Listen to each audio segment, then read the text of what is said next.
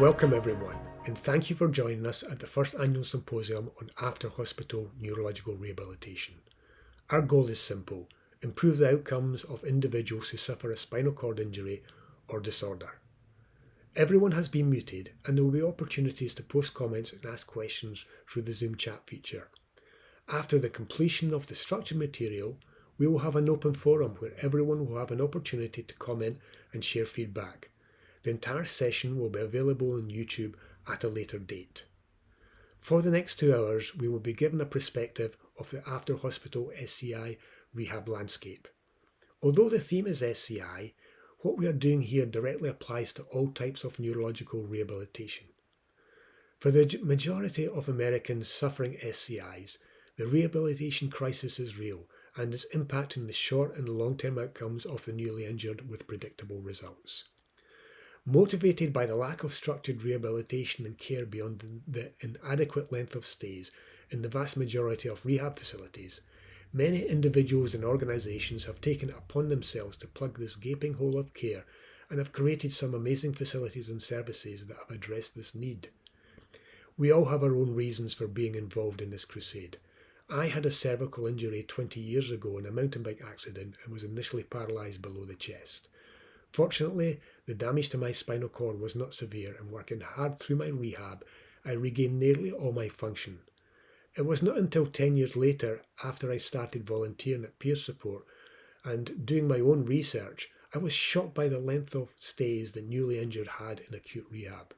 The average length of stay in Northern California is 18 days, and when I compared that to my native Scotland, where the length of stay is 80 days, something had to be done. Although we're extremely proud of what we have achieved at NorCal SCI, it can feel like a drop in the ocean, so what more can we do? In promoting the symposium, I had the opportunity to speak directly to many individuals who were already addressing this crisis with compassionate and innovative methods.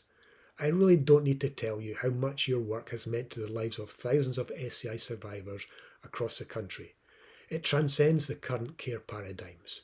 It seems so obvious that by leveraging this passion and capability, we can have a powerful impact on the communities we are committed to helping right across the country. The blue diamonds represent all the 35 activity-based therapy centres that we know of all across the United States. You can see there's a concentration of them in Southern California as well as Florida. Must be something to do with the sunshine. The red diamonds represent all the centres that also offer physical therapy, occupational therapy, etc. across the United States. There are 20 of these that we know of, and you can see there's a concentration more of these in the Midwest and the East Coast. We will be sharing this information with everyone after the symposium, and we would invite you all to help us update this map to make it as comprehensive as possible. I would like now to introduce Matthew Roderick, Executive Director of Unite to Fight Paralysis, who brings another perspective to this endeavour. Thank you, Nick. Some of you might be wondering why an organization like Unite to Fight Paralysis is participating and supporting this symposium relative to early hospital rehab. But that's very important to us. For one, I'm the father to a son with a spinal cord injury.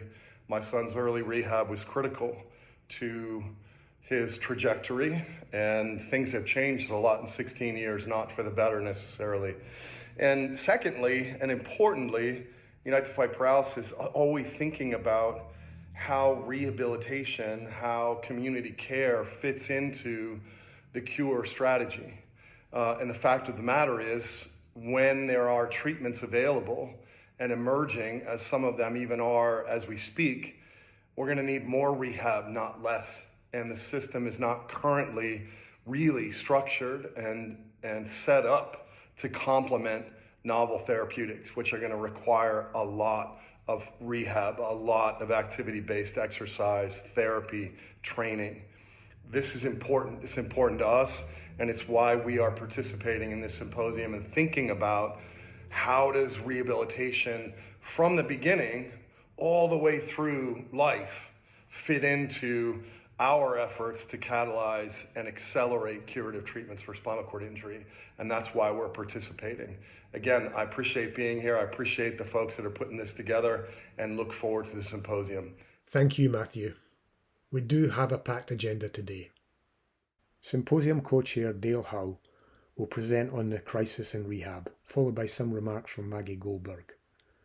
Fellow co-chairs Arash Bayat-Maku and Natalie Bernhard Castro-Giovanni will then talk about their own life experience in their journey through rehab. We will then describe what's already been done in 3 segments: major rehabilitation centre day programmes, outpatient PT centres, and activity-based therapy centres. After our first Q&A session, we'll then talk about funding options, advocacy efforts, and then we'll have a summary and the next steps. We will wrap the symposium up with our second Q&A session along with an open forum. It's my privilege and pleasure to introduce you to Dale Hull, NeuroWorks co-founder and executive director. Thank you, Nick. Appreciate it very much. And I want to thank Nick and Arash for heading this up and taking the initiative to make this symposium happen and actually leading out in terms of helping us all with this situation. And also thank you all for joining us today. I had my own spinal cord injury 25 years ago plus. And for the last 20 years, I've spent time trying to help others navigate their journey with paralysis. And the one thing that I can tell you with a surety is very few of those individuals have access to what they need, what they want, and what they really deserve from an outpatient rehabilitation standpoint. Now, to understand why we're here requires a little bit of context and some history. So I'd like to share some of that. First of all, we have to remember the complexity of the spinal cord and the spinal cord injury. And we all know this, that no 2 injuries are the same and no 2 recoveries are the same. And even though the spinal cord is a very simple organ, it has enormous influence on all of the organ systems of the body. In addition, there's a lot we don't know about the normal spinal cord function, and even less about how the spinal cord heals and how it functions when it's injured. Not to mention that the physical aspects are difficult enough, but the non-physical aspects of spinal cord injury become overwhelming. People are paralyzed mentally, emotionally, psychologically, spiritually, financially, and all other ways. So in order to really address this situation, it really requires customized care. And in order for that to happen, you've got to have skilled and very creative therapists. In fact, I've taken to calling those therapists the special operations of therapists because it really requires a different mindset. And their effort is augmented by specialized equipment. It's not always necessary, but in order to maximize their effort, that equipment is very helpful. And most importantly, these type of injuries require time. Progress is glacially slow, and time is the critical factor that needs to be remembered. So all things considered, specialized neurological rehabilitation is tough to do, and it's even harder to find because it's just not readily available. Now, to look at some history, back in 1970, Dr. John Young became very intrigued with this idea that you've got to really provide comprehensive care. And he wrote a grant that was eventually funded in 1971 to prove this concept that comprehensive care is much better than fragmented care. And his grant included all of these aspects, that he was going to address the direct injury, the affected organ systems, functional deficits. He was going to provide adaptive equipment where necessary and psychological care along with vocational guidance. And most importantly, I want to point out that his original idea was to provide long-term specialized care as well as ongoing rehabilitation care. And I want to reference that here in just a minute. So this entire concept spawned what we now know as the spinal cord injury model system. And through the history, there's been a total of 31 centers. Currently, there are 18 centers in the US to provide primarily acute care to bring patients to a medically stable circumstance, as well as provide some beginning of rehabilitation. Now, that's all good news, but here's the bad news. Only 6% of people with spinal cord injuries ever make it to a model center. So even though we have this network and this design to provide coordinated comprehensive care, very few people end up having that opportunity.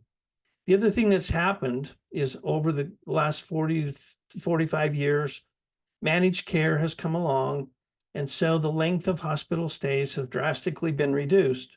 So if you look back in 1978, the average hospital stay for someone with a spinal cord injury was 110 days. That's an average stay, which has plummeted now down to somewhere in the order of 27 to 30 days. So that's all great for medical stabilization, but I'm going to tell you there isn't a physical or occupational therapist alive who can provide any kind of rehabilitative effort while they're trying to get someone ready to go home in a very, very short period of time. So what's happened here in the US is the entire burden of rehabilitation has been shifted completely to the outpatient side.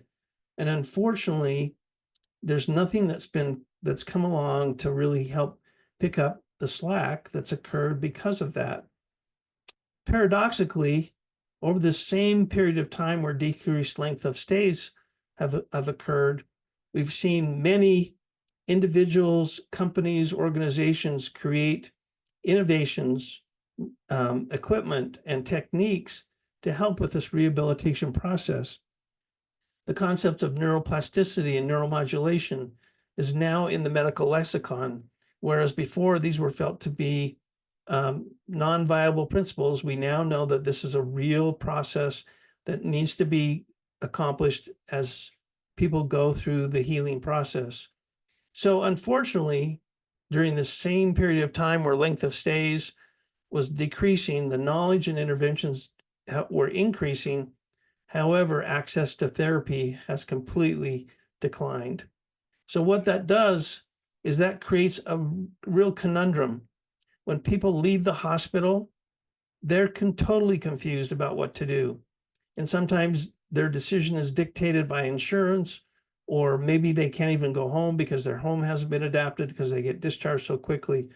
And so this creates a very befuddling and frustrating situation, which doesn't lead to good care. In addition, we all know that insurance is extremely limited and one size fits all paradigm, where most people will get 20 to 30 visits per year. And I know that varies, but generally speaking, that's an average a benefit. And each one of those visits is only worth about 60 minutes per session. And there are very few individuals who have the resources to pay for this situation alone. So here's the crisis. We don't have the facilities. We are lacking in dedicated and skilled clinicians. We don't have access to the interventions that would make a difference. And obviously, financial barriers currently and will continue to exist unless we do something to change. So I'm suggesting that we really kind of think about this from a concept point of view, that we need to create outpatient centers of excellence. And I'm going to reduce it down to the three basics that really need to happen. We've really got to have very knowledgeable, skilled, dedicated therapists to make this work. And it can't be time restricted. It has to be time liberal, and it also has to be affordable. Now, the other components, obviously, if we have specialized equipment, those are just tools that these amazing therapists can use.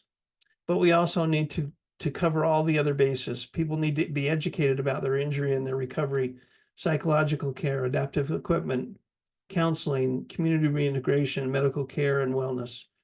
So basically, what we need is to kind of go back to Dr. John Young's idea, and we need to create affordable, comprehensive outpatient rehabilitation. That is very critical in my mind. Now, if we do that, what are the benefits to the entire system? Well, number one is we're going to have individuals and organizations that are providing more consistent care. That's going to create standardized and comparable outcomes. Why is that important? Because one of the things that we're lacking is good data collection. In order to prove this as a concept, we've got to collect data so that we can demonstrate that this is a benefit. In addition, if we're ever going to have clinical trials, having facilities that are providing this kind of care is the perfect place to have it. We're going to see people who are healthier. They're going to bounce back in the hospital less often, so less medical recidivism.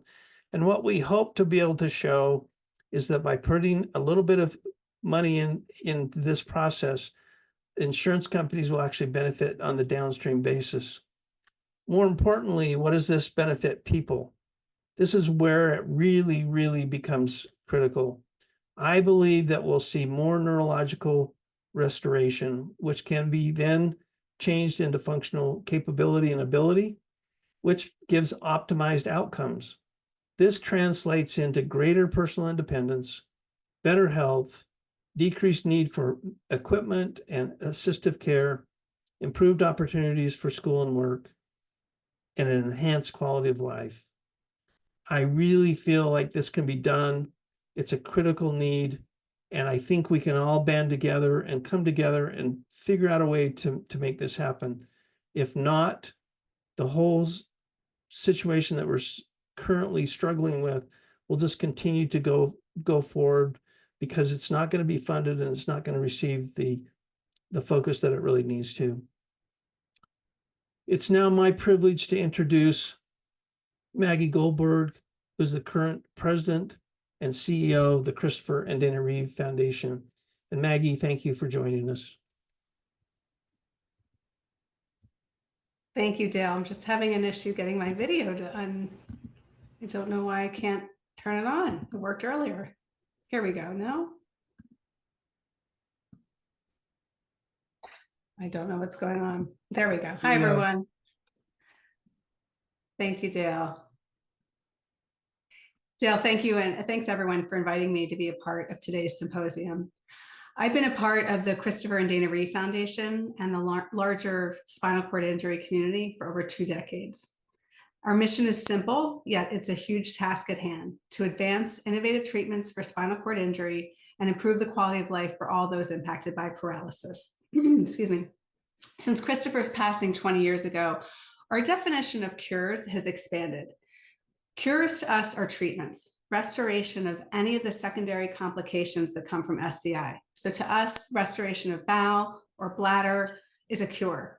Regaining hand function, sensation, sexual function, temperature control, these are all cures. And many of these restorations of function are the result of activity-based therapy. I had the honor and privilege of working directly with Christopher. There were very few options for outpatient therapy, let alone fitness and wellness facilities at that time. I had a bird's eye view to Christopher's commitment to furthering the lives of everyone living with paralysis. He knew the power of his celebrity as an activist, fundraiser, and spokesperson. But he also knew innately that activity-based therapy was going to help to improve health and ultimately a return to function. That's why he participated in activity-based therapy as much as possible, and why 7 years post-injury, he was the first C2 ventilated quadriplegic to regain function. And it was documented thanks to Dr. John McDonald's work. Since Christopher's passing, places like NeuroWorks and Conquer Paralysis Now Center, Push to Walk, Next Steps, just to name a few, have provided homes for community members to improve their health and their chances for recovery. And I know they still need support, and we need systematic change at the federal level. Today, we also have the first ever FDA-approved therapeutic developed specifically for our community members. And organizations such as these will be helping patients recover upper limb strength and sensation, sometimes even decades post-injury, using functional task practice. I know Candy will be discussing this, and it underscores that rehabilitation and technology are coming together in groundbreaking new ways. Recently, the Reeve Foundation conducted its annual needs assessment survey. Not surprisingly, rehab was the 4th most important priority for our community members. As Dale said, we all know that no one injury is the same. Therefore, rehab must be tailored to the individual and his or her specific needs. This is what will maximize results, and the inpatient hospitals, rehab hospitals, are really not equipped to deliver this. That's why all of your work is so important. It's going to take all of us together to effect change, and we know no one organization or facility can do it alone. Another crucial aspect of our holistic approach to this work is our ability to serve as an unbiased partner with the capability to bring together key players across the ecosystem, from regulatory bodies to healthcare professionals to the patient community and others. We ask questions like, what's it going to cost? How do we get Congress to understand that this needs to be covered? This work is as critical to success as funding research. Advances in care and cure are only as useful as our community's access. When I look at what Dale and Jan have accomplished in the state of Utah, or the successes in Indiana, for example, we all need to learn from their wins and replicate their model to every other state. Too many people are going without inpatient rehab post-injury. Too many are going without outpatient rehab, and too many do not have access to these phenomenal places. Or they have to work, they have to raise a family, they don't have transportation, and it doesn't have to be this hard. It's not going to happen without advocacy. Alex from United Spinal will touch on this later, and we appreciate their leadership in convening us around these important topics. Please remember so much progress has been achieved, and you all have been a part of it. Since Christopher's injury, when the accepted dogma was whatever you get, you can expect to get back, will come back in 6 months or not at all. Now the expectation has been raised to 24 months because people are receiving therapy and making more progress.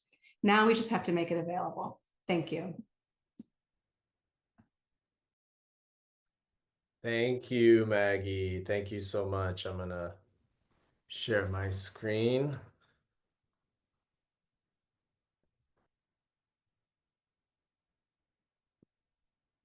Right. All right, thanks everyone. Thank you, Maggie. Thank you all for being here.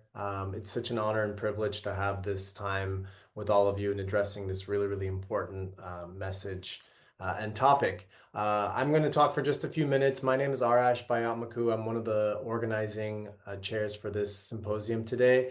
I'm also the executive director of NorCal SCI. And I'm just going to share just a little bit about my story and relationship with outpatient rehab and talk a bit about the work that NorCal SCI is doing. So in 2012, I fell from a third-story balcony, suffered a C5-6 incomplete spinal cord injury. I spent quite a bit of time in the hospital, 5 weeks in inpatient rehab, and to be honest, my care was quite good while I was there. But as I was approaching discharge, I was aware that I didn't have a home to be discharged to, and nothing was accessible, not the apartment I was in, not my family's home, and that insurance wasn't going to pay for the wheelchair I would need to be discharged with. So ultimately, I was sent out of the hospital with no accessible home and having to pay out of pocket for my own wheelchair. That wasn't what the worst of it, because once I got home, I realized that things got worse. I had only a few sessions of outpatient PT given to me, and honestly, they were not very helpful, to say the least. And after that, it seemed like my insurance basically said, "You're on your own, good luck, have a good life." I don't come from a financially wealthy background or anything, but I did have an incredible community of friends who stepped up to fundraise for me, and that allowed me to take part in a variety of different therapies and exercises. And I'm lucky that I live in the Bay Area and I had access to some pretty innovative and cool technologies, like the exoskeleton with exobionics that I was able to try very early on after my injury, like the Ultra G, and also in terms of some more alternative and progressive therapies that I was able to try. And all of that gave me much better recovery outcomes than I would have experienced otherwise. But ultimately, the money ran out, and once the money ran out, I wasn't able to continue doing all of those types of therapies, and I had to find other ways to continue my care. For me, it turned into being in the water. Swimming turned into a passion and honestly a way of doing therapy. I got into swimming in pools, doing open water swimming, and now a decade later to this day, that is still the primary way in which I try to keep myself healthy and strong and continue to improve. And I do still think my body is changing and recovering to this day. Um, Ultimately, that's what my outpatient journey was, and I was one of the lucky ones to have some of the opportunity to try some of these things, but we all know that that's not the case for everyone out there. So I joined NorCal SCI as a board member back in 2018, and NorCal SCI, our mission is very simple. We are here to help and support the Northern California spinal cord injury and disorder community in a variety of different ways. But specifically, we are particularly passionate about helping people who are newly injured and helping people in this outpatient rehab way. And we have a couple of big ways that we do that. I'm not going to go through all of our programs that we have, but one of the programs that we have to help people who are newly injured with outpatient rehab is called a Newly Injured Grant Program. It was formerly through a Nielsen grant, so it was formally through that, but we have had such success that we've continued to run it on our own and fund it. And this gives people who are newly injured the opportunity to do exercise therapy, have educational resources, a variety of different support and resources available to them, as well as peer mentorship. And that program has been very successful over the last couple of years, and that's why we're continuing to keep it going. Our most impactful program, though, is one that we have called the Franklin Project. It's named after our co-founder, who sadly passed away a couple years ago. And this is an opportunity for people who are newly injured, again, to go from Northern California, crazy as it sounds, all the way to Utah to spend 5 weeks doing intensive outpatient rehab, PT, OT, multiple hours a day at NeuroWorks. And that's where some of the partnership between myself and NorCal SCI and NeuroWorks has really strengthened, because they're an incredible facility and we just don't have anything like that out here in Northern California. And now people are able to do that and spend that time and really improve their outcomes as well. But ultimately, we're able to help someone. This is just one example of someone we helped. Samaya, she was 13 years old, out of the blue, diagnosed with transverse myelitis, but she was able to go to NeuroWorks for 5 weeks and make some pretty significant gains on her rehab. We all know that 5 weeks is not going to solve every problem for someone with a spinal cord injury. There's just too much, but we have been pleasantly surprised at the amount of progress and outcomes, the recovery outcomes that people are able to get in this concentrated amount of time. Now, that said, we also know that not everyone can go to Utah and have the family support and caregivers or friends to be able to uproot their lives for 5 weeks and go to live in another state. So last year, we added a local option to our same grant program called the Franklin Project Bay Area, and we partnered with our friends at SCI Fit, who have multiple locations throughout Northern California. And now this gives people the opportunity to do outpatient rehab closer to home here in California at one of these centers. And again, the structure is a little bit different, but it gives people that opportunity. So I'll stop there. I just wanted to highlight that this is just such an important issue for NorCal SCI, and we are doing everything we can in our own power to try to address it in the ways that I just shared with you. So I now have the great privilege to introduce another one of our organizing chairs for today's event, Natalie Barnhard Castro Giovanni. Natalie, if you can jump on and you are up to share a little bit about your story. So Natalie, on to you. Thank you so much, Arash. It's been really a pleasure working with all of you to create this symposium and create issues, awareness to these issues. So I'm going to share my screen and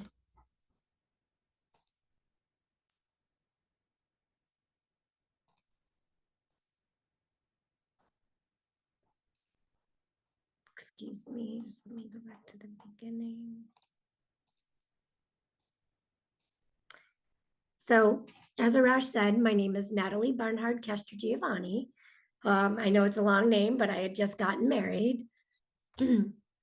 So my journey has really been one of drastic change, pain, and resilience. Before my injury, I was very active. I loved cheerleading. I loved kickboxing, mountain biking. I had a boyfriend. I was buying my first house. I had just graduated with my second degree. My future felt really full of so many possibilities. But however, in 2004, my life changed in an instant. While I was working as a physical therapist assistant and licensed massage therapist, a 600-pound weight machine fell on me, crushing my body and shattering my cervical spine. I instantly became a C5-6 quadriplegic. After the injury, I realized the lack of specialized care in my hometown of Buffalo, New York. My family and I ended up making the difficult decision to move out of state to Atlanta, where I would receive world-class care at the Shepherd Center. That experience for me was life-changing, but it also highlighted the gap in resources back home. I would spend nearly 10 years in Atlanta, surrounded by a supportive community and access to specialized intensive neurological rehab that really wasn't available in my hometown in Buffalo. When I eventually returned, here's some pictures of my therapy over the years, in 10 years. And I did get to do a lot of unique things. And I got to the point of standing, which was amazing. However, when I returned home to Buffalo for good, it was mainly to pursue my vision of improving care for people like me. The transition was really harder than I anticipated. I was isolated from friends and the daily rehabilitation that I relied on. I faced depression, I lost muscle tone, and the progress that I had made. I almost died from pneumonia. The struggle that I was going through really solidified my purpose, which was to create a center here in Western New York for people with spinal cord injuries so that they could find the resources, the therapy, and the community that they needed. That is why I founded Motion Project Foundation. In 2021, we opened the Natalie Barnhard Center for Spinal Cord Injury Rehabilitation and Recovery. Our activity-based center provides cutting-edge therapies, robotics, and support, helping clients improve their mobility, create new neuroplasticity, regain independence, and ultimately rediscover hope.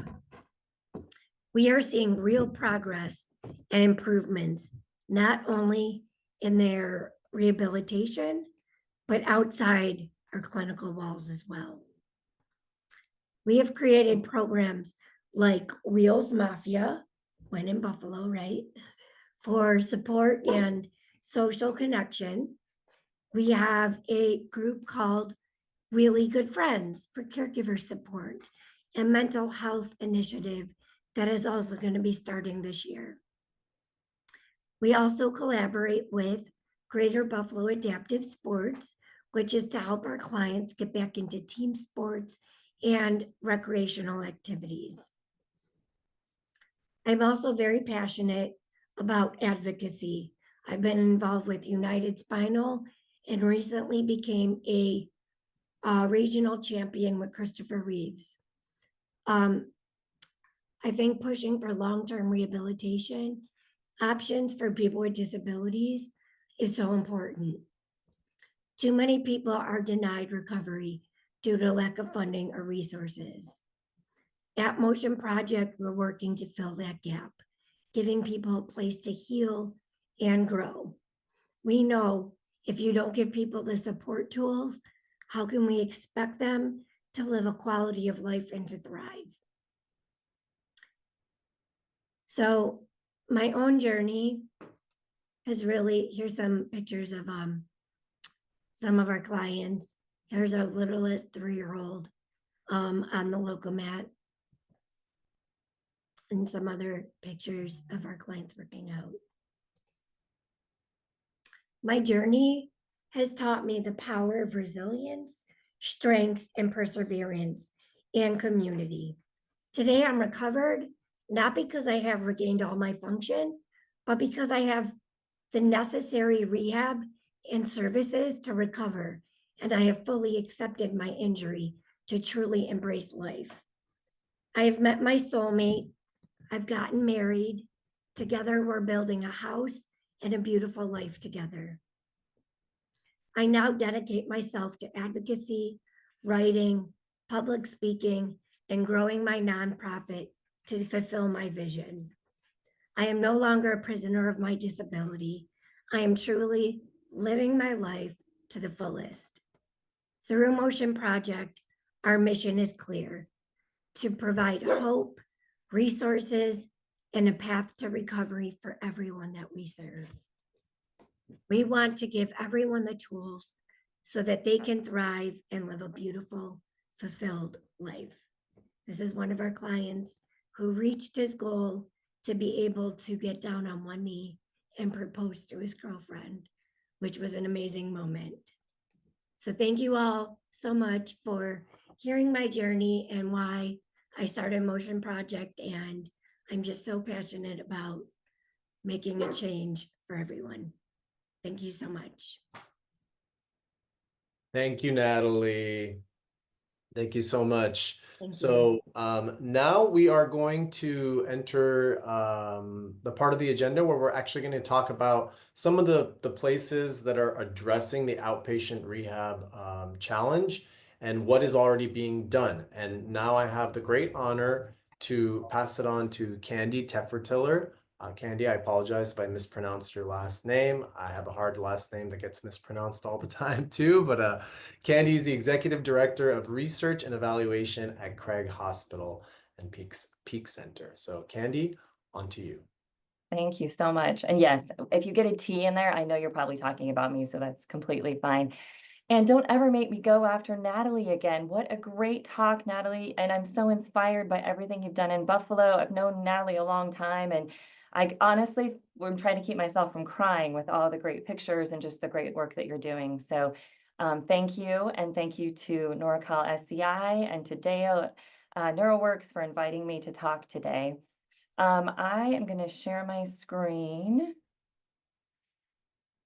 And I think overall, you know, my goal for today, I hope, is that the correct screen, and do I need to flip them? That's good. I think you just need to play the slideshow. Gotcha. Thank you. There you go. Great. Are you seeing notes or are you seeing the slideshow? We can see the slideshow. Looks great. Okay, perfect. Thank you. So I am fortunate to work at Craig Hospital. We're a 93-bed inpatient rehabilitation facility in Denver, Colorado. We also have a robust outpatient program. We see over 1,500 individuals with spinal cord injury each year throughout our continuum of care and outpatient. And then one of my biggest passions in life has been creating fully adapted fitness and wellness centers for individuals who have mobility limitations. And so when I came to Craig in 2010, I actually came here as the director of physical therapy and was able to start what we call the Peak Center, which is our fully adapted fitness and wellness center. And it's been such a passion project for me since coming to Craig.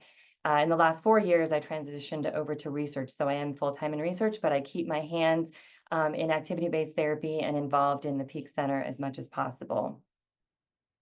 So when we think about our SCI system of care and the challenges and opportunities, again, I'm fortunate to work at an inpatient rehab hospital in which we really value education, recovery, compensation, and preparing people for home. So in some facilities, it's really difficult because as a therapist, you have to prioritize whether you're going to work on compensation or whether you're going to work on recovery.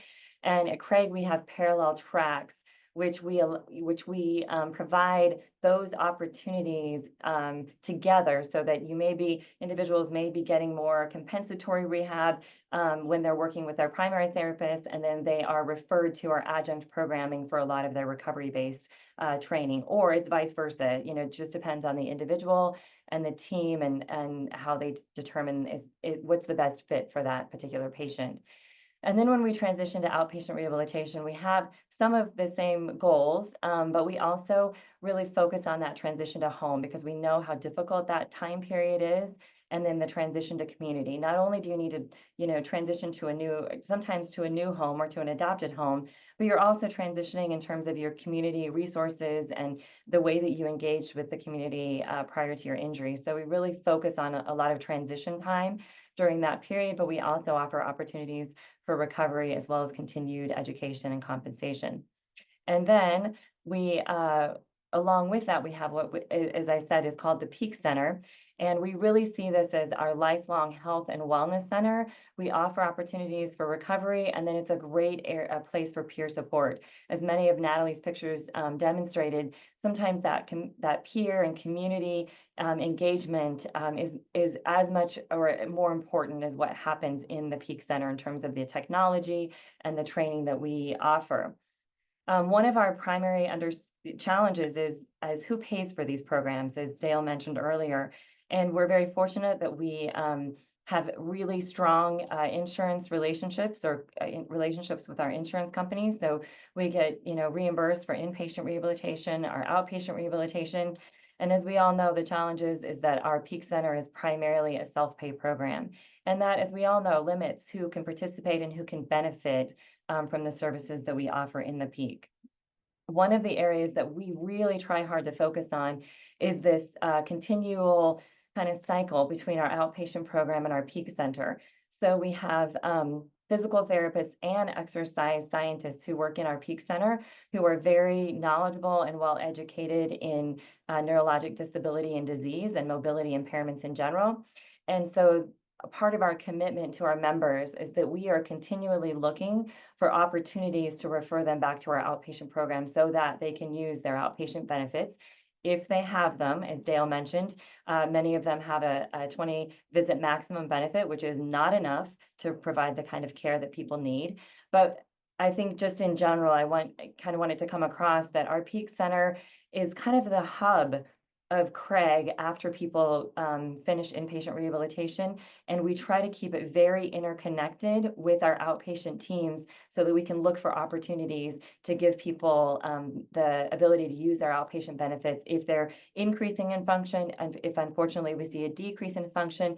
It also serves as a hub to monitor for any medical issues that are coming up. Sometimes a little skin issue turns into a big skin issue, and we can help people catch that earlier rather than later and refer them back to our continuum of care. So again, our Peak Center, our mission is we're dedicated to empowering individuals with neurologic disabilities to maximize their quality of life through knowledge and activity. We have well-trained staff. We have a motivated environment. Again, I loved seeing pictures of Natalie's facility. We have glass all the way around the facility, and we really just try to bring in a lot of natural light and a lot of positive energy and positive music, so that people feel warm and welcome and engaged. It is a fee-for-service facility, which is a challenge. We are not able to bill insurance codes for the work that we're doing in there.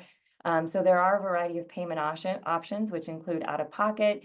Sometimes there are wellness benefits through work comp that we can utilize, and then we do a lot of help. We try to help our participants with scholarships through fundraising, and then we have an amazing foundation here at Craig who also provides a great deal of scholarship money to the individuals who participate in the Peak. It's not enough. It's not enough to give people exactly what they want, but our foundation is incredibly generous to help people at least get access and get some involvement in the Peak. So we offer some different tiers of services. We have a wellness membership in which people can come in on their own. It is a fully adapted fitness center, so we have knowledgeable staff who are on the floor that can help people transfer on and off equipment, put on gloves, whatever it may need, but they have to be able to help multiple people on the floor at the same time. We offer group exercise classes like adaptive yoga, open swim, crank cycle classes, and these classes are open to gym members and their families or care providers if we can incorporate them into the classes. We also offer FES cycling classes, so we try to run them like spin classes. You can pay by the punch, or there are also monthly unlimited classes that are offered. These are all areas that our foundation does a tremendous job in helping fund individuals. So any individual in the Denver metro community or who's going to be here for a period of time who wants a wellness membership, who has any type of neurologic disability or disease, our foundation will support their participation in the peak. The foundation also supports FES cycling classes for some individuals who are not able to pay for them by themselves. And then we offer activity-based personal training, which is one-on-one personal training, which quite honestly is usually one-on-two or one-on-three personal training, as we all know. Sometimes it takes multiple hands to be able to support an individual to do some challenging activities. So we have a variety of staff who are well trained to support a lot of the technologies that we have. I've listed a few of them here, but I've got some pictures on the next couple of slides, so we'll look at those pictures.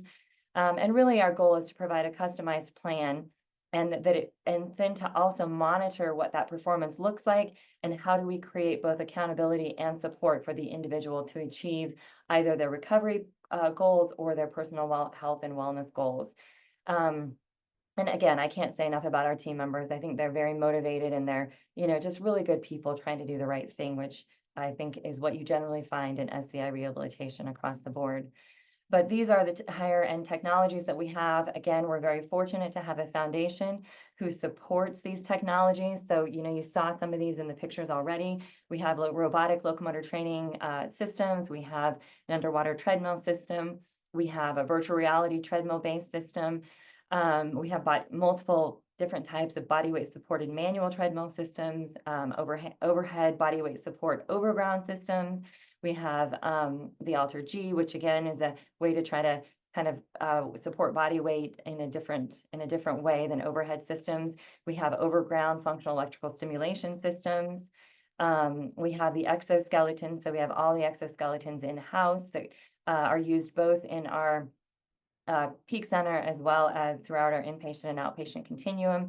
We love electrical stimulation, so we have a lot of electrical stimulation, which we usually try to incorporate with task-specific training in some way, shape, or form.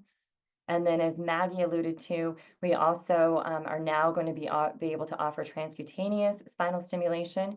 We've been studying spinal stimulation in our lab for quite some time. So these are pictures of the research studies that we're doing, but we've also now ordered spinal stimulation units that have recently been FDA approved, and we're excited to be able to incorporate them into our continuum of care here at Craig as well. In terms of demographics, we see mostly spinal cord injury in our wellness center, but we do see a variety of other diagnoses as well.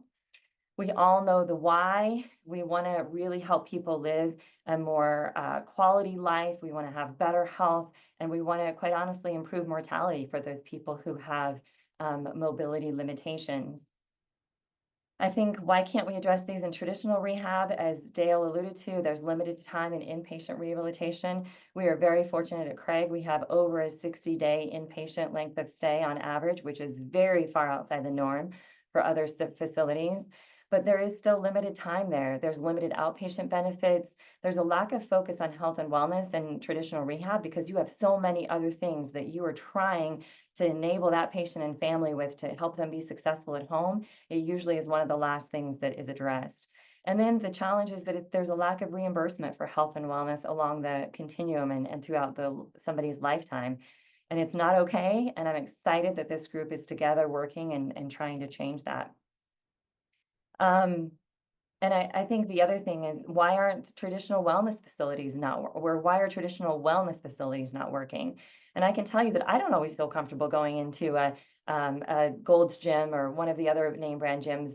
And I don't feel like that because I don't always look like the other people that are in that gym. And I think the other individuals who have mobility limitations also feel uncomfortable going into some of the able-bodied programs.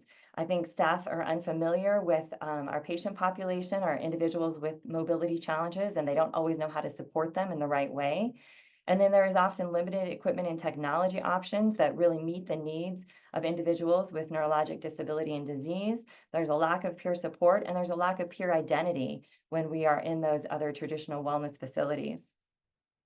So we know there's a lot of physiological benefits to activity-based therapy. I won't name them specifically, but there's literature to support every one of these. And we also know there are psychosocial benefits that cannot be measured in many, many ways. I think peer mentorship, as I mentioned in the peak, is one of the most important things that happens in there. We have a facility that allows our inpatients and our community members to engage in the same environment. And I think it organically leads to a lot of peer mentor relationships that really help people. And then we haven't even talked about exercise guidelines. It's difficult as an able-bodied person for me to meet exercise guidelines, and it's even more challenging when you have mobility limitations and a lack of equipment and appropriate knowledge and facilities to be able to do that. And we know how important that is for lifelong health, wellness, and just quality of life. So I've talked a lot about the challenges today already. I think one of the sad things is that generally individual participation is limited by financial means. And as we all know, that is not okay. There's limited transportation to get people to these centers, and often the transportation services are not on time and not very reliable.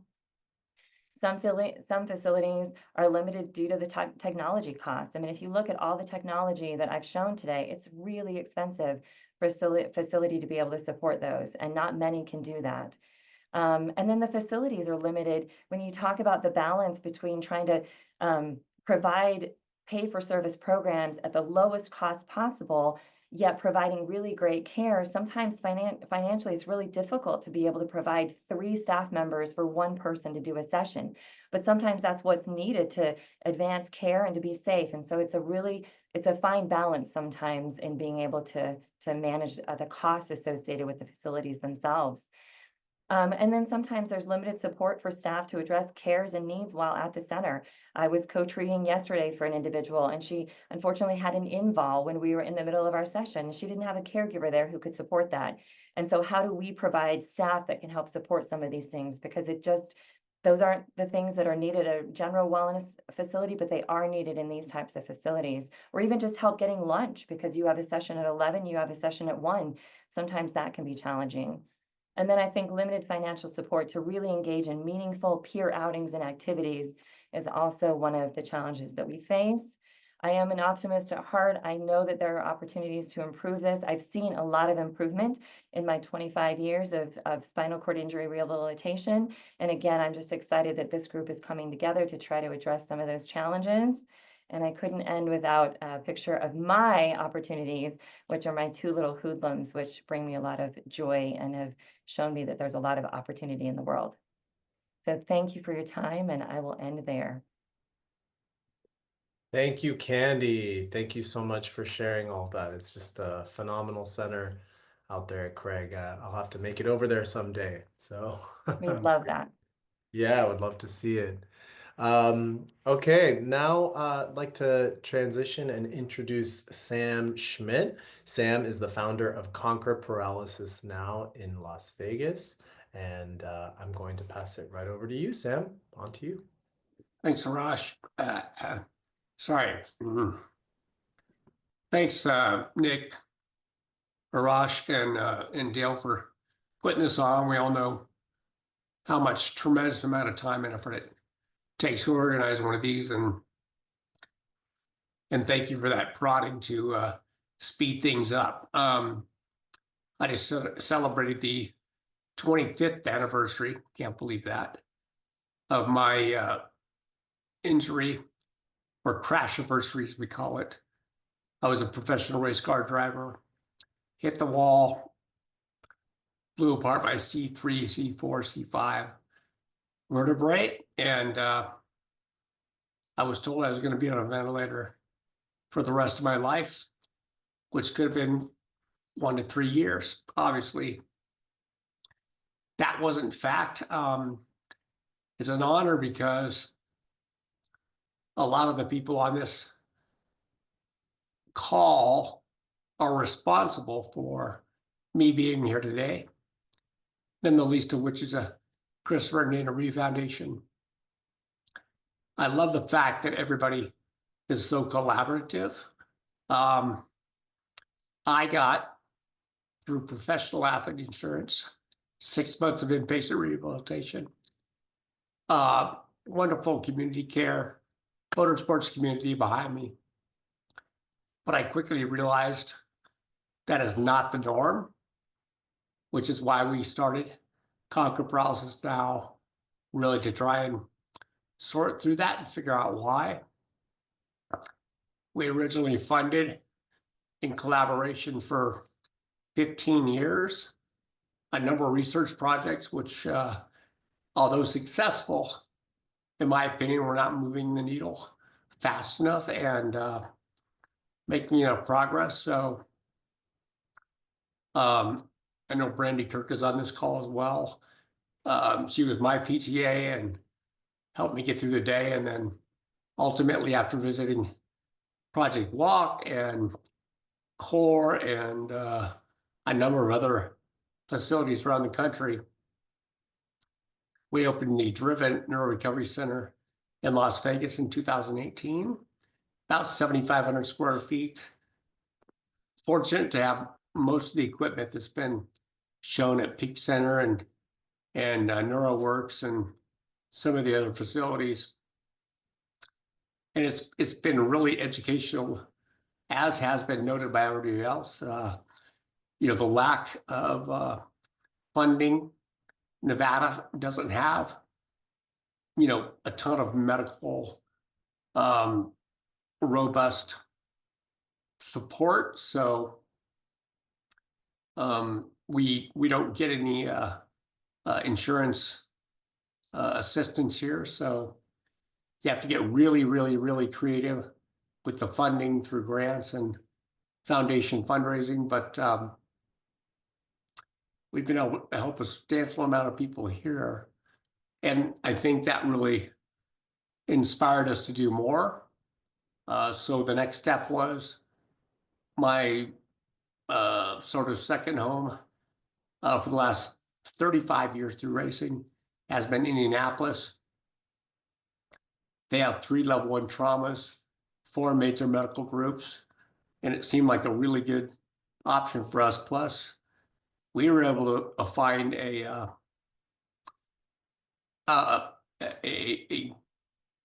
sort of fitness center that had gone out of business. We were able to acquire it. It's 114,000 square feet. And then in a, you know, it's always been a cornerstone of our foundation to collaborate with as many people as possible. And so Neuro Hope, founded by Chris Liu. Chris had attended NeuroWorks in Utah, gone back to Indianapolis, like many of these stories, and started a facility 10 years ago called Neuro Hope. Does a fantastic job in the community. And, you know, we saw no reason whatsoever to compete with that. And then October 1st of last year, we remodeled the facility, brought Chris's group in its entirety. And as we all know, a building is just a building without incredible, energetic, strong, compassionate trainers, kinesiologist, specialist in neurorehabilitation to get the job done. So the driven component of that building is 25,000 square feet. We're very fortunate to have 2 of the HydroWorks pools, the vector system, locomotor, FES, everything's been talked about. And what was great about collaborating with Chris is they already hit the ground running. I believe seeing about 175 clients weekly, and, you know, sort of instantaneously flipping the switch and helping lots of people. But again, as been noted by everybody on this call, financially, it's a challenge. You have to fundraise to bring the quality programs. That actually is a hybrid system where they are billing PTOT, Medicaid, et cetera, when available. And otherwise, even that, as we know, is not enough reimbursement to provide quality care to needed everybody. So we continue to fundraise in every way, shape, or form to subsidize the situation. It's been extremely inspiring to me to have these two facilities and see the changes that it makes in people's lives daily. I didn't really need motivation myself to get back into life. I had a 6-month-old and a 2.5-year-old that are now 25 and 27. Got my first grandbaby a 1.5 years ago, and that's what drives me every day. But I realized that I was very fortunate to have our faith, our family, our community to drive me and motivate me. What I've seen from these two centers is that it changes people's lives forever. It creates that community. The wellness programs, everything around it is fantastic. But I think we keep learning every day. I think this symposium is a great example of what needs to happen more. As Dale said, we need collaborative data collection. We need to work together to find national funding for these types of programs. And not any one entity is going to get it done. We all need to work together, connect our dots, and try and solve the problem going forward, because it's only growing in numbers every year. So I appreciate the opportunity. I'm connected to this entire group more than we will ever know. Had Chris not been hurt 5 years before me and inspired Dr. John McDonald to take the work he did, I would have never got off the ventilator and I would not be here today. So we need to keep working together to solve the problem. And I think we will. Thank you, Rush. Thank you for having us on. And come see us. Thank you, Sam. Definitely would like to. And I'll just point out real quick, I'm seeing some activity in the chat. Thank you, everyone. I'll just repeat that we will be answering questions during the Q&A, so you can put them in the chat and we will answer in order, or you can wait until the Q&A starts, either way. Now I'd like to pass it back over to Dale. No introduction needed since we already heard from him. Dale, back to you.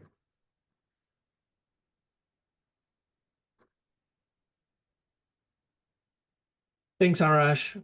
I appreciate it. And thanks, Sam, for being with us, and Candy and everybody. It's been fantastic. I just want to quickly talk about NeuroWorks, our facility here in Sandy, Utah.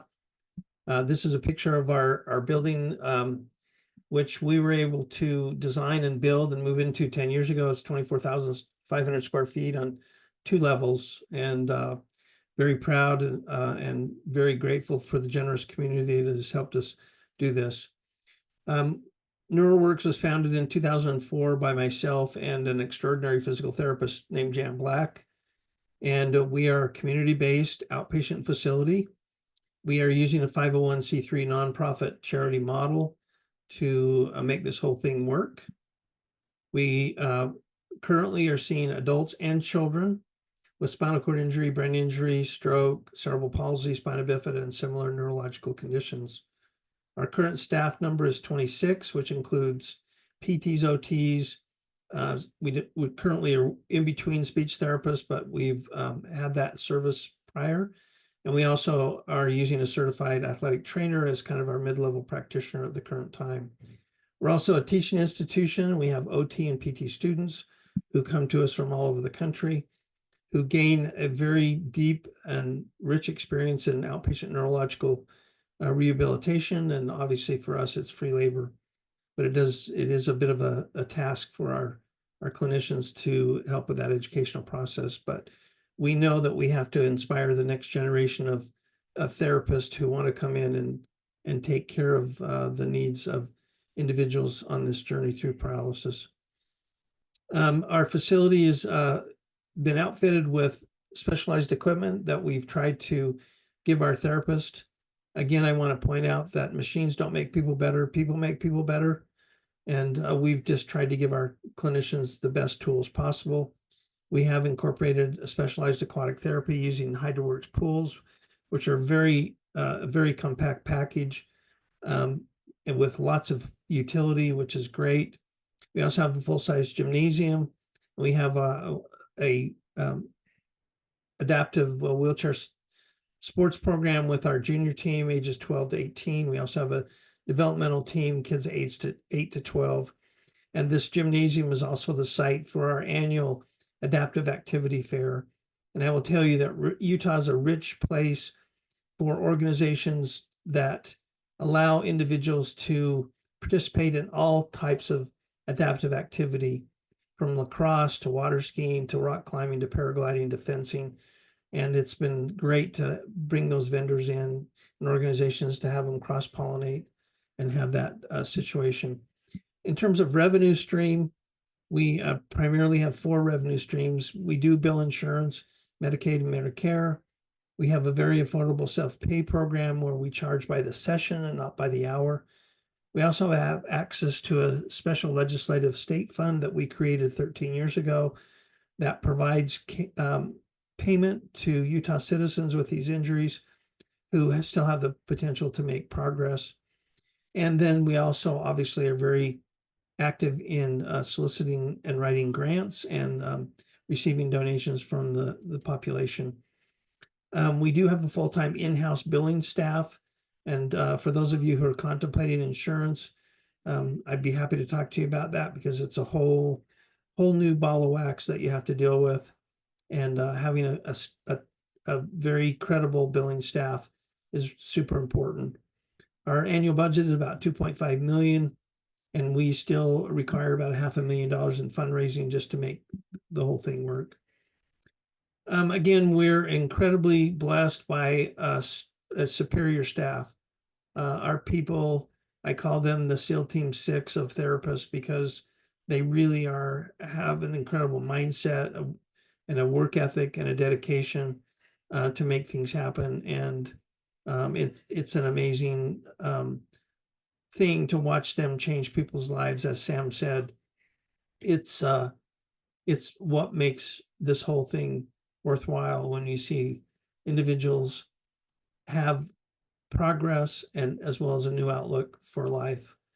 So we're incredibly grateful. We're thankful that we have the people and the place, and now the purpose to make things work. We also are constantly looking for new ways to serve our population. We do have an integrated psychology program with a clinical psychologist who actually comes to our facility. And we have things like adaptive dance for the kids, and community support. We also have peer groups that show up with small dinners and opportunities to get together.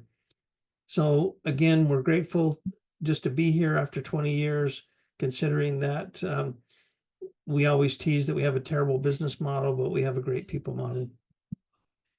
So thank you again. Arash, back to you.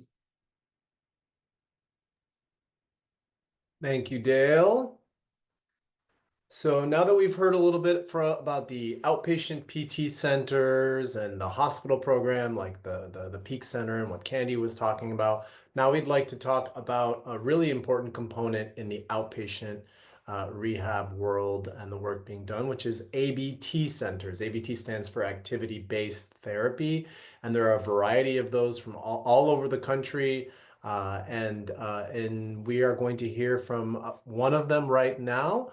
I'd like to go ahead and introduce Taylor Kevin Isaacs, who I've also had the privilege of working with in the past. So I can say, beyond being a wonderful presenter that you'll hear in a moment, he's really, really knowledgeable and has helped me personally. So Taylor is the co-founder and chief clinical exercise physiologist and kinesiologist at Core Centers in Northridge, California. Taylor, on to you.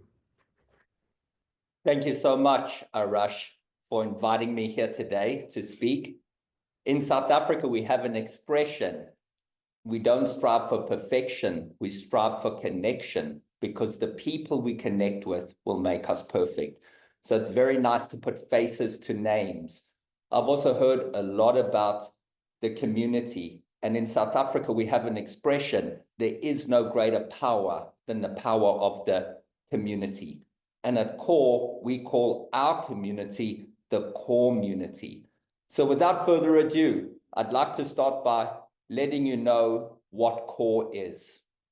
So CORE stands for the Center of Restorative Exercise.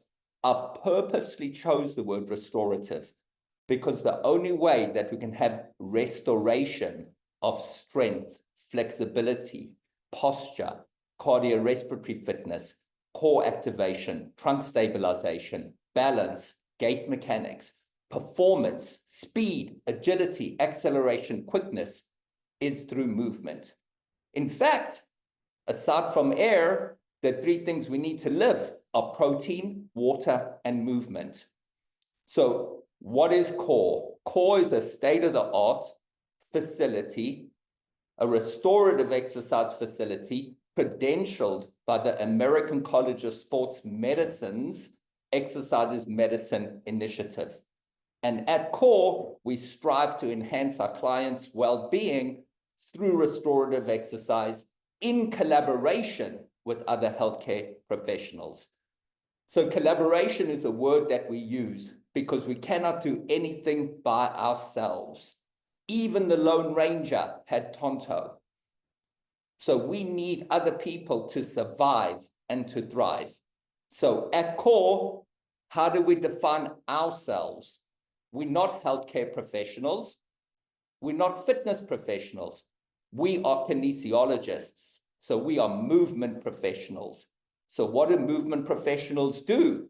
Movement professionals, they actually help to restore, to optimize, to maximize, and to elevate the recovery potential of our clients through improving their movement health, through improving their movement literacy. So what do we do at CORE? There are lots of treatment plans in a client's plan of care. So the restorative exercise treatment plan is to optimize, maximize, restore, elevate the person's potential for recovery from a disabling condition like spinal cord injury.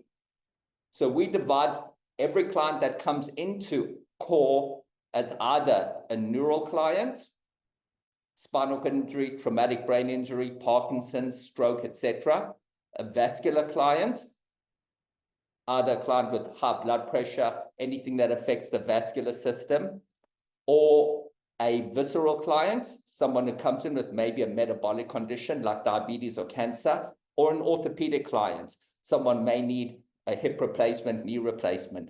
So what we do at CORE, our philosophy is one size fits nobody. And the client is the most important piece of equipment at CORE. And the only standard I have for my clinicians is this: would I like me training me? So what we do is we take a neurological approach to a neurological condition, an orthopedic approach to an orthopedic condition, a visceral approach to a visceral condition, and a vascular approach to a vascular condition. Now, when it comes to the American College of Sports Medicine, I really like their guidelines because their guidelines include neuromotor skill development. So we have strength guidelines, flexibility guidelines, cardiorespiratory guidelines, and neuromotor skill development guidelines. So someone could always ask me, Dr. Taylor, is there hope for me to recover? And I answer, there's always hope. But the real question is there a chance?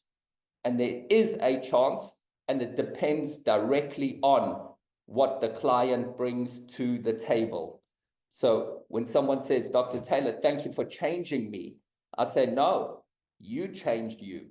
What I do with my staff of highly degreed, highly qualified movement professionals is we provide the optimal environment for you to recover, to optimize your potential for recovery. So if a client comes in, the philosophy is not for them to be a passive recipient of treatment. No. The approach is for them to be an active participant in their treatment plan. So what do I mean by an active participant in their treatment plan? It means that before we onboard a client, we send out all the paperwork ahead of time. Then my staff and I, we review the paperwork before we meet the client. Included in the paperwork is a medical release form, because we need an accurate diagnosis, because we do not pathologize clients. As movement professionals, we're not diagnosticians, we're suspecticians. So we have to have the medical doctor pathologize the client, and then we can talk about the client's underlying pathology, the indications, the contraindications, the cautions, the special instructions, and the guidelines directly from the medical doctor. Then we do a 2-hour evaluation that is extremely thorough, where we do a subjective, where we look at all the epigenetics, the lifestyle factors, because people's lifestyles could determine their death styles. So we look at the way the person is sleeping, their vitality, their nutrition, their hydration, their skin, their bowel, their bladder, their spasticity, their perception of pain, and all the medications and supplements. Because when the body gets injured, nothing gets injured separately. Everything gets injured together, and then the body is restored together. So after we do the evaluation, then we can use assessment logic, where we can design a restorative exercise program to meet the client at their point of need. So we have an intersectional calculator where we have the wants, the needs, and the lifestyle. And we have to find that sweet spot where we meet the client at their point of need. So essentially, we do an evaluation, then using assessment logic, we prescribe a restorative exercise program based on the client's goals. Now, the goals are very important. So we identify short-term goals, medium-term goals, long-term goals, ultimate goals. We also identify impairment goals, functional goals, and fitness goals. So when we have all this information, that's when we can get started with applying our restorative exercise plan of care. Now, if there's no change, there's no change. As the person changes, they improve, learn, change, and grow, the exercise program must change to meet them at their point of need. So ultimately, what we do at CORE is that we take a whole body and a whole brain approach. And in essence, to quote Christopher Reeves, I love this quote. He said, "For everyone who thought I couldn't do it, for everyone who thought I shouldn't do it, for everyone who said it's impossible, see you at the finish line." And I love that, because CORE slogans are threefold. Number one, the process is the progress. So today is progress progressed. Number two is mindful movement. That's the only way that you can activate, stimulate, and re-educate the nervous system. Turn those neural pathways into superneural highways is through directed mental focus. Make sure those nerves and muscles wire together and fire together. And number three is the TKR system, which I developed.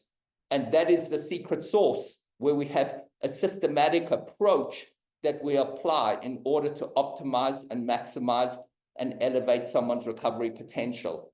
Now, TKR system stands for my initials, Taylor Kevin Isaacs, and the T is training, which is working toward a goal. Number two is knowledge.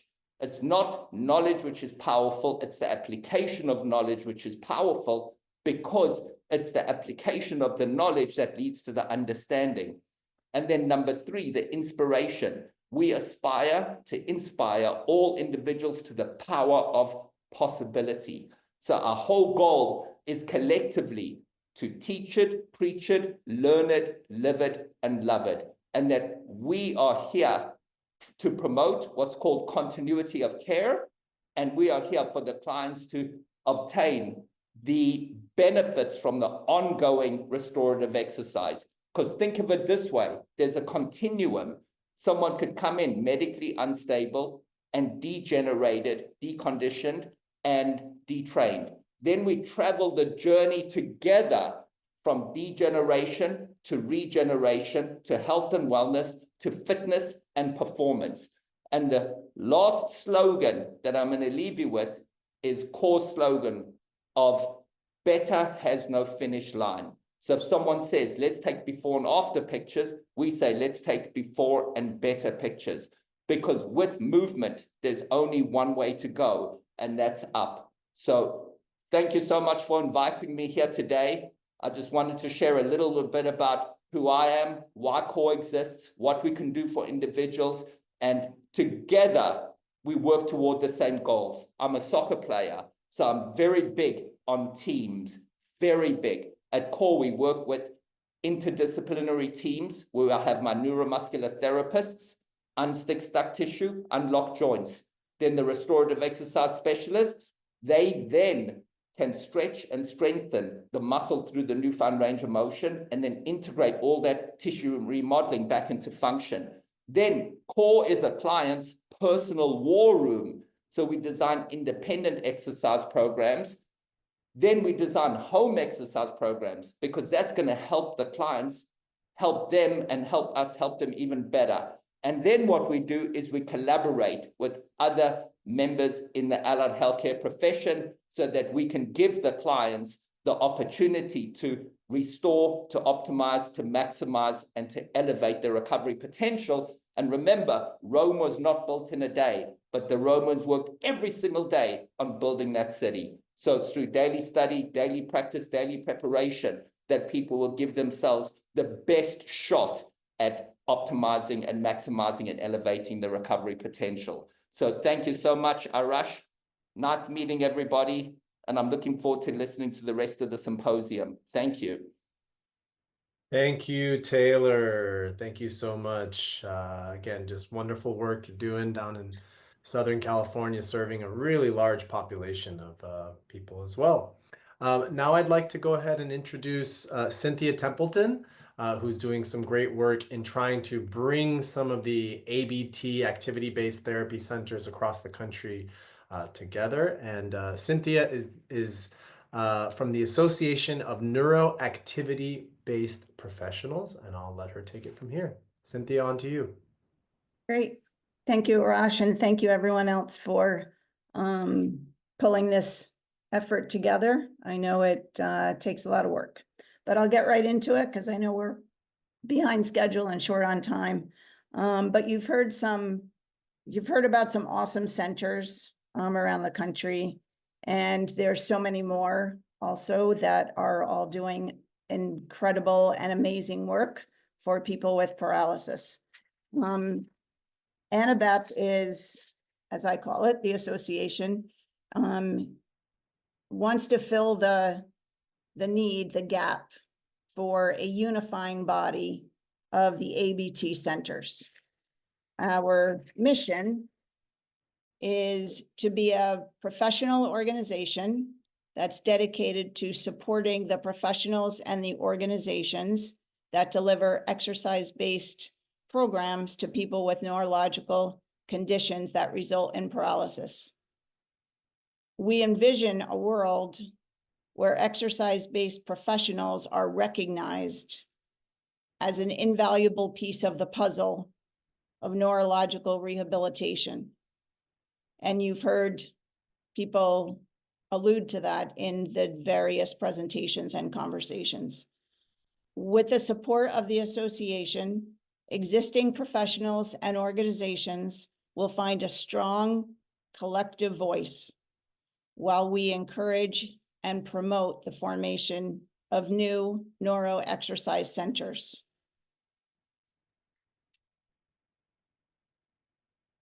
Our founding core members, myself included, come from a background of having spinal cord injuries, paralysis, loved ones. My son has a spinal cord injury, and we founded Push to Walk in 2007 in New Jersey. But we also have people who are other clinic and business nonprofits, founders. We have ABT professionals and researchers in our core group. Our goals are to connect centers to each other. And we've also heard about this in other conversations today. We want to share best practices for both clinical and operational tasks. And we want, in the end, what we want is to improve outcomes for all of the people with paralysis that seek our services. We want to provide resources to professionals and organizations, connect researchers to our centers. We've already participated with Dr. Leslie Morse when she was at the University of Minnesota doing a research project. And we've collaborated with Unite to Fight Paralysis and Matthew Roderick on hosting a webinar with Anuvo and their trials. So we're already starting to grow that initiative between the researchers and the centers, and we feel that's very, very important.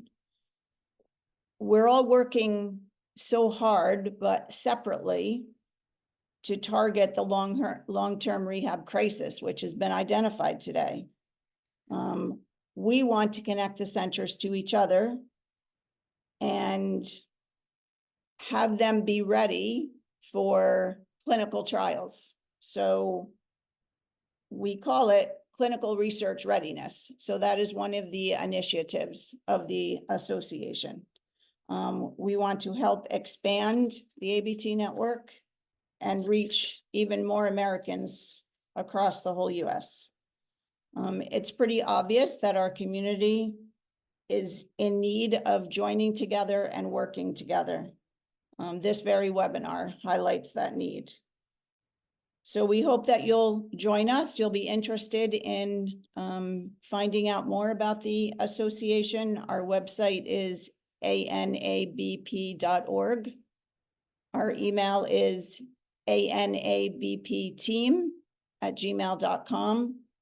And any of us in our core group, we're all very willing and interested in speaking with anyone interested in joining this most important movement.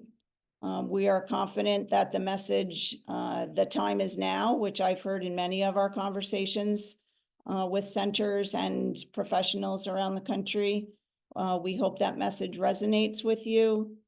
And we are working hard to move ANABAP from a formation stage to an active, important, and beneficial resource for neuro-ABT professionals and anyone else that we can collaborate with and wants to be involved in the movement. So thank you. Thank you for including us in this presentation, and happy to answer any questions. Thank you, Cynthia. Thank you so much. At this moment, I'd like to ask our panelists to jump back on video. If you can, we are going to open it up to a round of Q&A. We do still have a couple of segments we're going to go back to present. And we're a little behind on time, so forgive us if we're keeping things a little short. But we do have some questions we wanted to start with. So I did see one question in the chat that I think would be a great starting point. Gatwiri said, as healthcare is moving to a value-based care approach, which encourages collective efforts outside the four walls of the hospital system, there are efforts in integrating electronic health records. How can we as a collective be part of these efforts and prevent fragmented efforts that might be costly and low transparency with able-bodied partners and hospitals? Big question, tough one to answer. Candy, I don't know if this is something you can speak to, or if someone else, Dale, if you have any knowledge of this in terms of the reference to the electronic health records. Any thoughts? Other than it's a tough question and really challenging. We just recently integrated our EMR with other centers in the Denver metro area. And there's so many privacy concerns and HIPAA concerns that it's really been difficult. I would love to find a way that we could do this. And I think that there would be such value in being able to aggregate this data and better understand some of the benefits and challenges that individuals face, both from a physical health and mental health. But I do think it is a really tricky situation because of health privacy.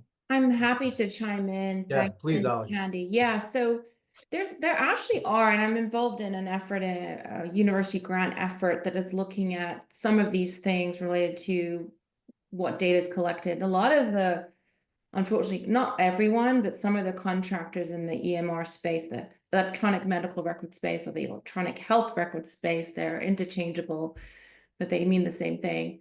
Some of these contractors don't even have an option where you can explain the disability accommodations needed for a particular individual. And so it becomes very difficult for telehealth purposes and just general collecting data and information on people.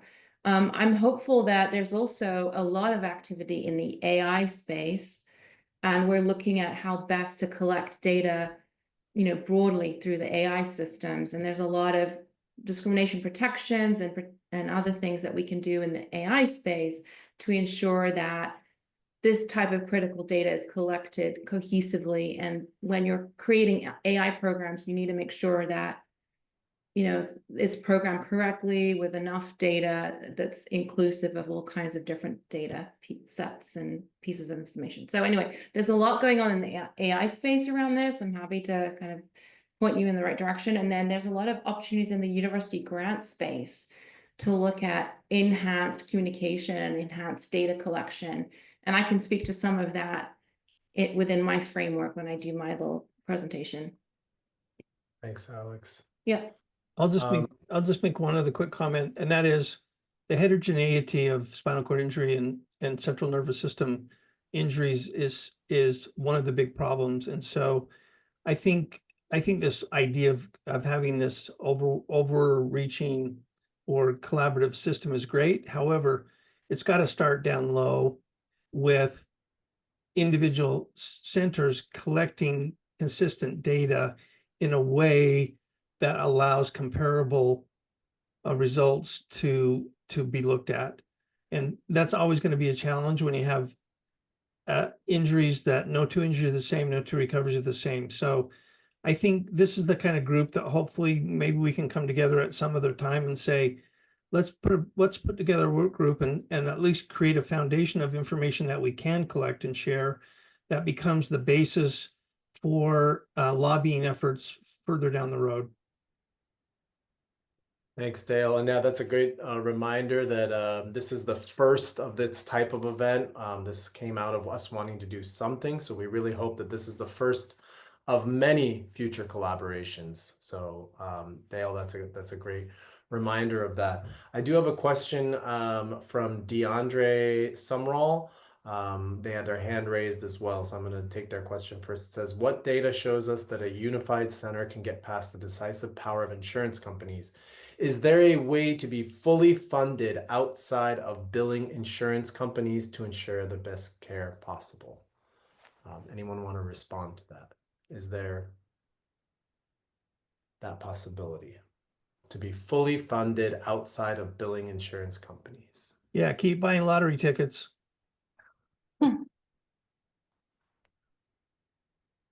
Yeah. I mean, in all seriousness, that, I think we have to approach this on different fronts. And that is, we need to be compelling. We need to tell a compelling story to the insurance companies, but it has to be from an accounting basis. We can tell stories all day long, but until we show them that it's a pay forward, that if they put up a little bit of money up front, we're going to save them on the back end.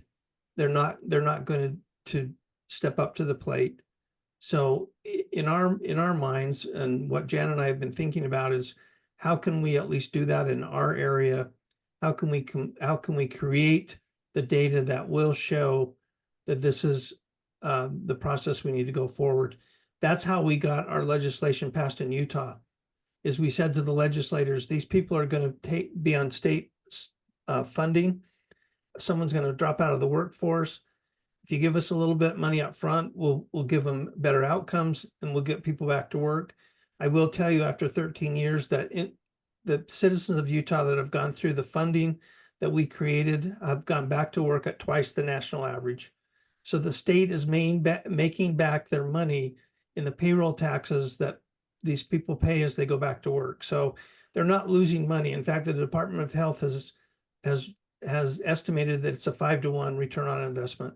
So that's the kind of thing that we need to be focused on. Thank you, Dale.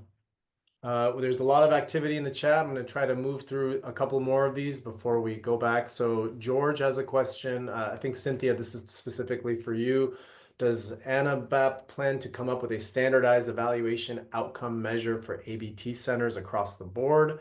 Is there a list of education classes that are offered to trainers at ABT centers similar to RTI FES powered system courses and introduction to locomotor training courses? I think this is just speaking to some of the standardization you're working on in the ABT world. You can answer that. Okay, yes, thank you for that question. Yes, that is one of our long-term goals is for standards to be met. And so that somebody, say, who lives in Nebraska and wants to go to California and they want to look at centers or compare centers in California, then they would know that centers meet certain minimum criteria to be a part of ANABAP, and there are standards to maintain.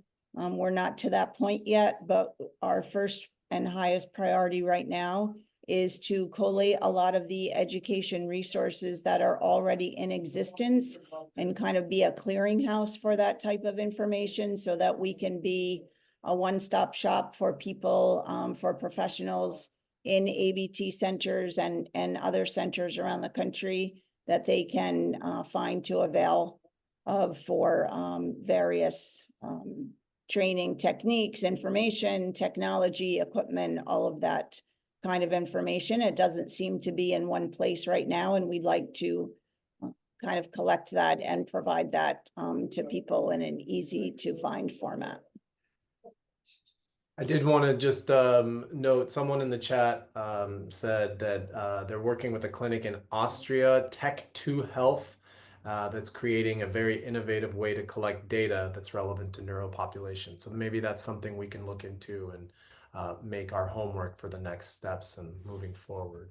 Arash, I'd like to step Please. in on Cynthia. So as a doctor of health science in California, kinesiology and exercise physiology are not legally sanctioned nor legally regulated, both in position and title. And the reason I'm bringing this up is the obstacle that I face a lot is, well, why should doctors refer patients to kinesiologists and exercise physiologists if your profession is not legally regulated and legally sanctioned? So it's a double-edged sword, Arash and team, is do we want to be legally regulated and sanctioned? I personally don't want to be legally regulated and sanctioned, because you can go ask all the medical doctors and the physical therapists and the OTs, like how you have these twisted puppet masters making medical decisions based on economics because of legally regulations and sanctions. Now, on the other hand, I wish we were legally regulated and sanctioned, because that would be a good foundation and platform from which to launch what Cynthia spoke about, is standards. Because honestly, guys, it's the Wild West out there. So everyone is doing their own thing in their own way, and they're all getting the good outcomes. So at core, what we do is everything. As a doctor scientist, if someone asks me how they're improving, I have to measure, manage, and monitor all the functional progressions and regressions over time. And if I don't have the data to analyze and report on, all I am is just standing there like a mug with an opinion. So if someone says to me, like for instance, we measured the lymphedema in a patient's leg, and we went through 8 months of data. And when I reported the data to the vascular surgeon, I said to him that there's a 3-inch difference between the left lower extremity and the right lower extremity. And this is an aggregate of averages. So this vascular surgeon was really interested in my methodology and my system of working, because I didn't just report to him that the patient has lymphedema. Now, what is the cause? Because it's not up to me to chase an understanding for the symptoms. We work with symptom management, and then the doctor understands what the cause of the symptoms are. So it turned out that this patient, he didn't have anything sinister going on. So they just did some radiofrequency ablation, and they just put stents in, and they prescribed compression boots and stretching and cardiorespiratory exercise. And now his legs are normalized. And getting back to what Dr. Dales referenced is, If we can prove to the insurance companies that we can identify the secondary complications and degenerative changes that need not happen, and then do something about them, at the same time, we can improve the client's function, independence, and self-efficacy. That data, as Dr. Dale mentioned, would give the state a huge return on their investment by saving them money in the long term. So I guess it still fits the criteria of complex science, where it's not complicated, but there are just so many moving parts that have to come together and fit well. So that's my 2 cents worth, Arash and team. Thanks, Taylor. That's really insightful. And we're running out of time. What we're going to do now is we're going to put a pause on the Q&A session. We will come back at the end of the session to address the questions. So Dale, if you can, we'll move on to the next part. If you can then just give us a brief update on funding solutions. Yeah, it's very relevant too. We saw quite a few comments just coming in talking about different funding models. So perfect transition time. Thanks. Yeah, Dale. sure. So I've kind of, I know we're short on time, so it's going to be really, really fast. I've kind of divided this down into big money and little money. And one of the things that you hear about is people saying, well, let's increase the length of stay. And there are groups that are pushing for that. I'm not against increasing the length of stay because there's a lot of benefits of remaining in the hospital for lots of different reasons, but I'm just going to approach this from just a pure rehabilitation standpoint. So let's say you have somebody and they've had a spinal cord injury and we want to keep them in the hospital 14 more days. So generally speaking, people get about 3 hours of therapy per day. So really what you're asking is to give them 36 more hours of therapy from a physical, occupational, and rehabilitative standpoint. Again, there's a lot of other benefits of inpatient, but I'm just looking at this from a rehab standpoint.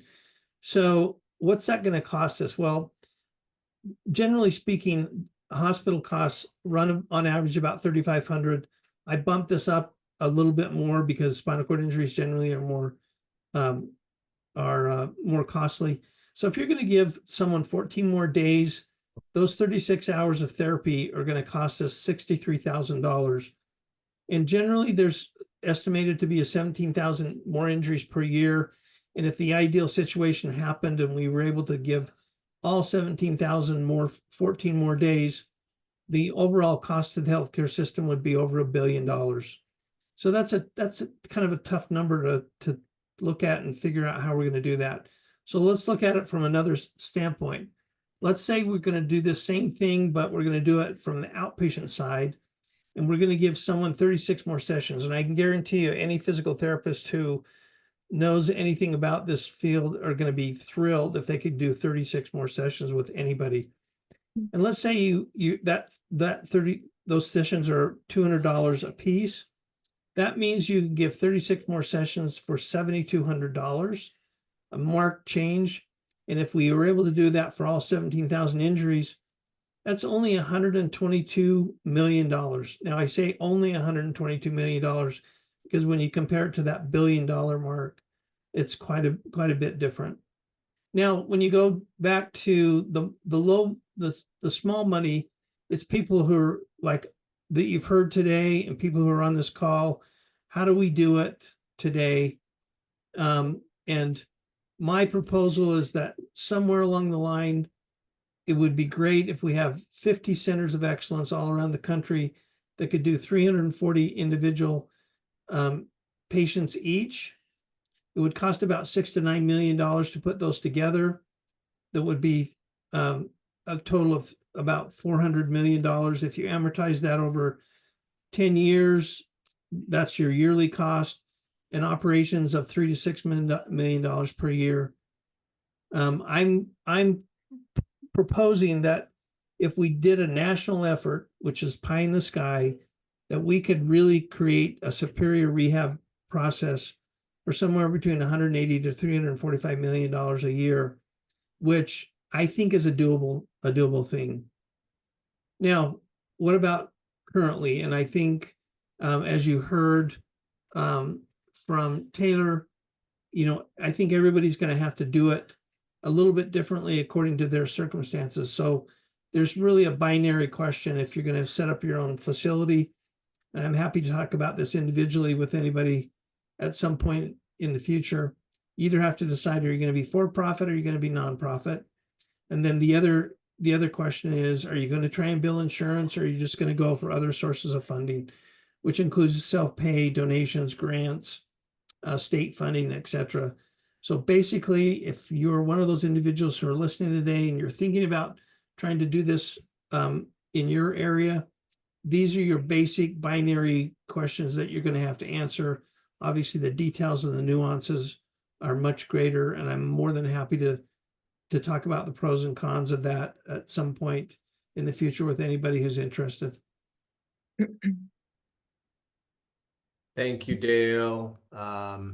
Now I'm going to go ahead and introduce Alex Benowith. Alex is the Vice President of Government Relations at United Spinal, and she's going to talk a little bit about the advocacy efforts underway so far regarding this topic. Alex, on to you.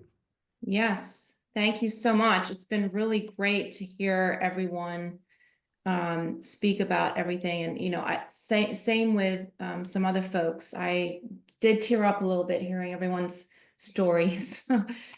Just from where I'm coming from, I'm very committed to this. I've been working on this for a while. I decided to take a leave of absence from graduate school myself to help my father do some rehab. And actually, it wasn't in an English-speaking country. It was actually in Spain. So and I don't speak Spanish fluently. So I was doing it in Spanish in another country, helping my dad. And unfortunately, he was able to rehab, but then got a hemiparesis after that and lived like that for the rest of his life. And we kind of had some jokes together because he could understand everything and he had no cognitive issues. But the only thing he could say was yes, even if he meant no. So we had a lot of jokes about that over the last few years of his life. I'm sure you guys know, but just in case you don't, that's who we are. And we obviously have, you know, these are some of the examples, some of the mission description here.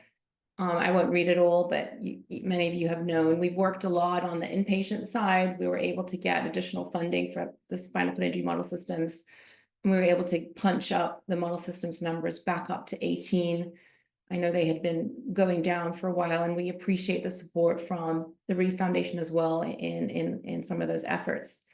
We're going to be doing more of that in the coming months, so stay tuned on that. But I know we want to get to the meat of the topic here. There's a lot of projects and programs that we work on, just so you guys know. Really appreciate everyone's advocacy, and Natalie, who was an advocate of the year, 1 year for United Spinal, specifically for her work with getting her foundation started and her center started. So a lot of good work all around. So appreciate everyone. These are some of the specific questions that both Nick and Arash had raised. And I have some answers for you related to that. And obviously you've heard a lot of great answers from everyone. And I'll get to all of it. So let me just go directly to the second bullet. I'll address the first bullet later on the slide. We obviously have a lot of skilled professionals and in all kinds of areas working together. And I'm just here to say we want to be supportive of all types of options that are available for our members and the broader disability community. So looking at identifying gaps in programs and services, you know, we've seen a lot of challenges, or actually, unfortunately, reduced access to physiatry programs, outpatient physiatry programs, individuals that are reliant on ventilators. There's a huge problem with not having enough of that in some of the inpatient centers across the country. And we all know about insurance denials and challenges and some of the difficulties that our members and the broader community faces with pressure injury issues and being able to get back into a facility. They have to, you know, work through that. So there's some other options that people with SCI can do. Look at Natalie and look at Dale and look at Sam and look at the Reeve Foundation and look at United Spinal and some of the other folks that we have related to our United Spinal chapters across the country, like NorCal, which is doing a wonderful job. These are lots of things that you can take advantage, you can make a difference locally in your own communities, which is wonderful. I'm so happy to hear that and see that. There's a lot of things that, and we have talked about it. I saw a lot of good communication in the chat about the skill set that you will have, whether it be an EP or, a kinesiologist or whoever. There are some reimbursement options that we could look at. I've been supportive and advocating and supportive of specific legislation at the federal level related to including other skilled professionals in reimbursement models when it comes to telehealth. We were pushing that with COVID. And so luckily, in some ways, I know luckily and unluckily for all kinds of reasons, but for purposes of getting access to health and telehealth, those restrictions were lifted for COVID. And so we were able to have increased access to professionals via telehealth, for example. Of course, we want to focus on in-person. I know that's the gold standard. And looking at providing additional scope of work or additional skill sets to reimbursement options under Medicare would be a huge help in this space. Reviewing clinician training standards, looking at those, providing advanced professional training options and opportunities, continued assessment. I know some other folks have talked about this. We want the supports. We want the community supports. We don't want folks to, have a decrease in advanced rehab outcomes. I've been facilitating a maximizing rehab outcomes coalition for many months, many years, and we all see that, and we want to try to help and support that, of course, across the country. And other people have said this, data collection issues to improve outcomes. We want to identify case examples, and we want to make sure that data collection is consistent. I have to tell you, at the federal level, because I know I want to bring in that space too, just September 2023, there's a lot of work across the DC advocacy space, ensuring that disability is listed as a health disparity population. If you can believe it, it was not. This was September 23. So we were pushing really hard. We had a bunch of researchers and other research facilities all signing off and working a lot with the National Institute of Minority Health and Health Disparities to ensure that the disability population was in fact designated as a disparity population. If you can believe it, that didn't happen until September of 2023. So Alex, in interest of time, can you just start? Oh, yeah. So, okay. So that's the federal level. So advocacy and the advocacy options include state models that others have already talked about, but I did talk about the public reimbursement options that people can address. And there are federal grants, disability research grants that people can look at, bearing in mind that with the new administration, there is going to be some reorganization of federal agencies that focus on disability research, but nevertheless, that's what we want to do. And then, as I said, there are options we can look at the state level. Some of you have already mentioned what you can do at the state level, which is great. And again, I can help with or focus or work with anyone who wants to look at federal options for reimbursement. So this is what we're doing at United Spinal, just focused on outpatient centers. We just had our first formal meeting earlier this week, and we're going to be helping with filling in some of those gaps, looking at resources, discharge fact sheet information, collecting good examples, and again, also looking at how we can help with the state federal funding options. So I spoke really quickly. I know there was a lot. I was the last one, so I wanted to try to get everything in there, but I will stop sharing my screen, guys. Thank you for the opportunity. I appreciate it. Thank you, Alex. And Nick, That was before super quick. I know it's not easy.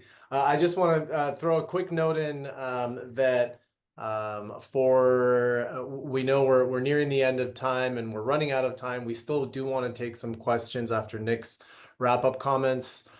Any of the panelists, if you need to drop off on the hour, totally understand. If anyone's able to stay on for Q&A a little bit past the hour, you're welcome to. I'm happy to stay on a little bit longer and try to address. There's a lot of conversation in the chat. So Nick, after you finish your wrap up, again, if folks if in the audience want to stay on and keep the conversation going a little bit longer, please do so. But I do want to be respectful of our panelists' time and not ask you to stay longer at all. So please, if you need to drop off, go ahead.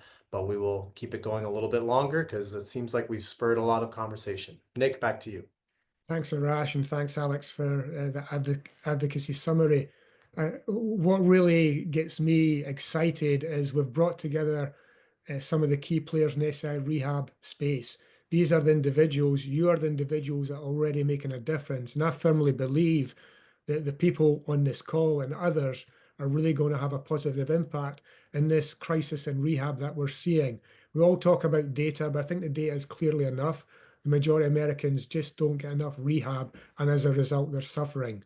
We've provided a lot of overview of some solutions and really making a difference and giving appropriate rehab and some funding examples. That's just a little start. What are the next steps? You know, the recording and the material will be available end of the month. We'll have a comprehensive facility list available by February the 7th. This is leveraging what's already happened in United Spinal and also what Ian Buckert shared with me at NASCIC. The main thing is we're asking everybody to complete a questionnaire. That questionnaire or survey is going to be vital in determining the next steps. We really don't have enough time today. There's been so many great ideas, but this survey, we're going to be asking you to share as much experience as possible, share as much information you can so we can establish a real direction for what we can do to have an impact here. Just Danielle and Riley just raised some very good things about funding in specific states that we don't know about. There's other options, there's a lot more funding out there that people are utilizing. If we're able to share that, that can have an impact on some organizations' fundings on different states. So back to you, Arash. Thank you, Nick. I was trying to communicate on the chat as well. So we are at time. Thank you again to everyone for joining us. Again, we are going to stay on a little bit longer, but again, in the interest of our panelists and presenters that probably budgeted a strict amount of time, please jump off if you need to. Myself, Nick, and anyone else who's able to stay on a bit longer are happy to do so. And just a lot of people in the chat are asking if there's going to be notes and summaries available. We will definitely put together as best we can because there's a lot that we covered today. We will put together some summarizing notes and thoughts as well as next steps. And again, I just want to remind everyone, this is just the first step. We want this to be the first step of many in the future to address this crisis. So.